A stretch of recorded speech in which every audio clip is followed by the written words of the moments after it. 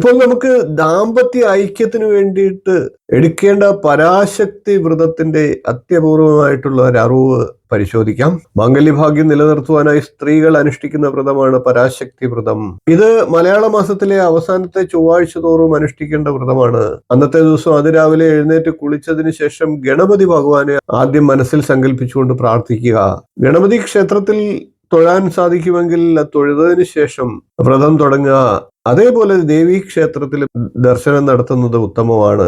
ചുവന്ന പുഷ്പങ്ങളായിട്ടുള്ള ചെമ്പരത്തി തുടങ്ങിയ പൂക്കൾ കൊണ്ട് ദേവിക്ക് അർച്ചന നടത്തുന്നത് അന്നേ ദിവസം ഉത്തമമാണ്. ചെമ്പരത്തി പൂക്കൾ കൊണ്ട് അവരവരുടെ വീട്ടിൽ ദേവിയുടെ ഫോട്ടോ ഉണ്ടെങ്കിൽ അതിൽ മാല ചാർത്തി അലങ്കരിക്കുക.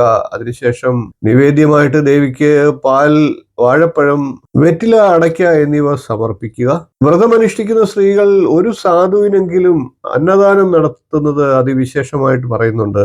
അങ്ങനെ ചെയ്യുന്നവർക്ക് ദീർഘസുമംഗലി ഭാഗ്യം ഉണ്ടാകുമെന്നാണ് നമ്മളുടെ ഭാഗവതം പോലെയുള്ള ഗ്രന്ഥങ്ങൾ പറയുന്നത്. ഈ വ്രതം എടുക്കുന്നവർക്ക് എന്നെന്നും ദാമ്പത്യ ജീവിതത്തിൽ സുഖവും സന്തോഷവും നിറയുകയും ഐക്യം നിലനിൽക്കുകയും ചെയ്യുമെന്നാണ് വിശ്വാസം.